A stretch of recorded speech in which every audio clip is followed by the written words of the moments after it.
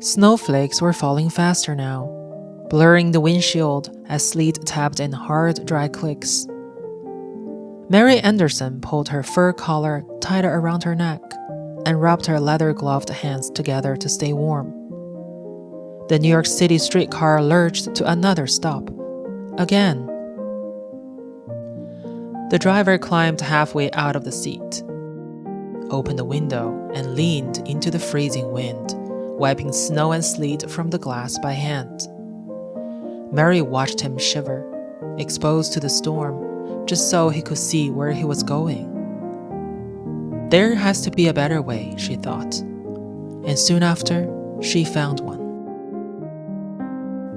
Today, we tell the story of a woman who solved a problem every driver now takes for granted by inventing the first ever practical windshield wiper. This is the story of Mary Anderson, a name history almost forgot.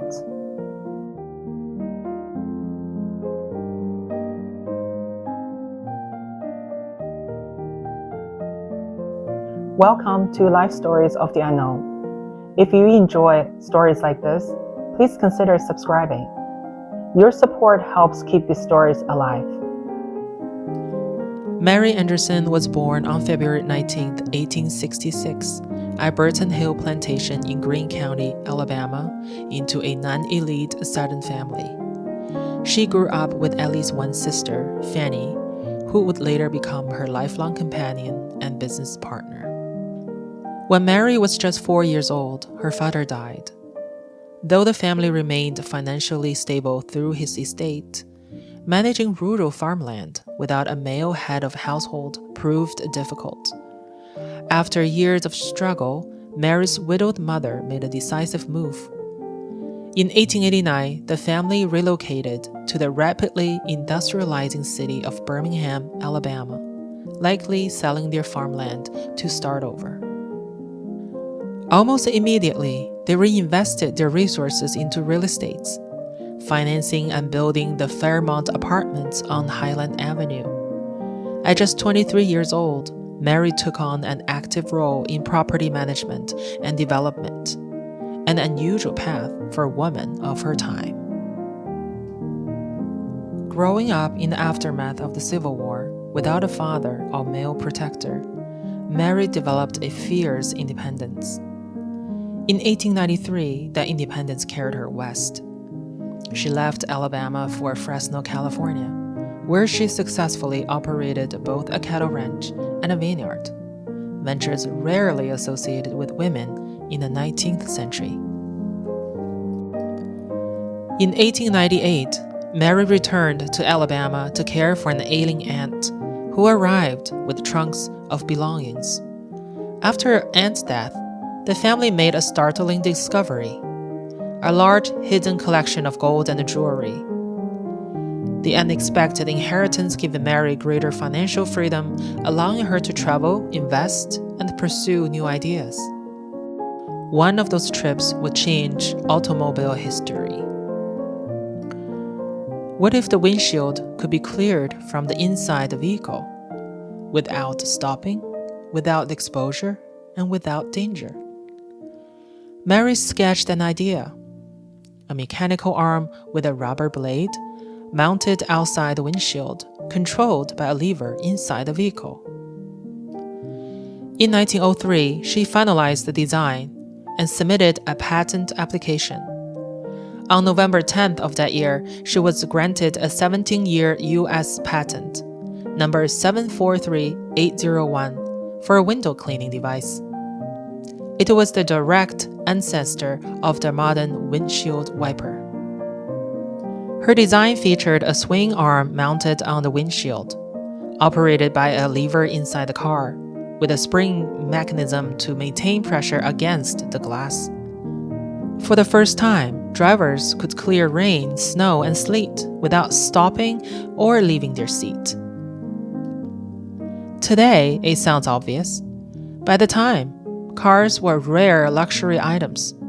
Manufacturers failed to see the value.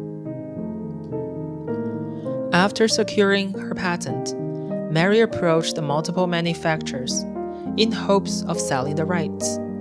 Every one of them declined. A prominent Canadian firm dismissed the invention as lacking commercial value, writing that they did not believe it warranted purchase.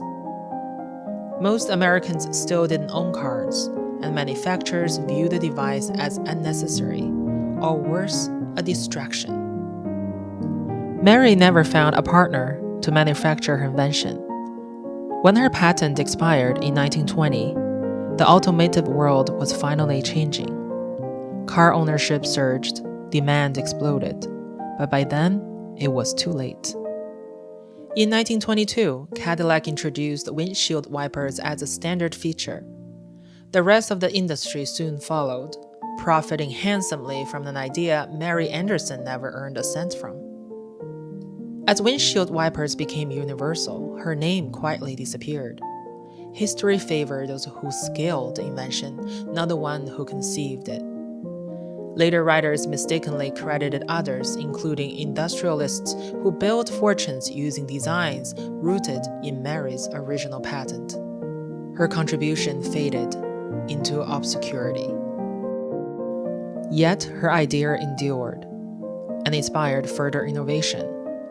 Decades later, the engineering professor developed an electronic, intermittent wiper system. After legal battles, his invention gained recognition and compensation, something Mary never lived to see. Mary Anderson never profited from her invention. For decades, she remained a footnote in automotive history.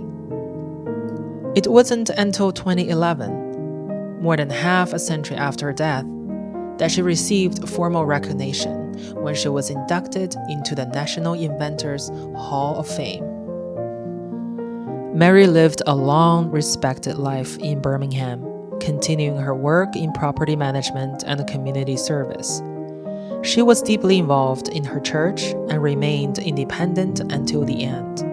She passed away in 1953 at her summer home in Montiego, Tennessee, at the age of 87. She did not seek fame. She did not live to see her name restored. Her invention became so essential to daily life that it erased her from it. Millions of drivers rely on her idea every day without ever knowing who first imagined it.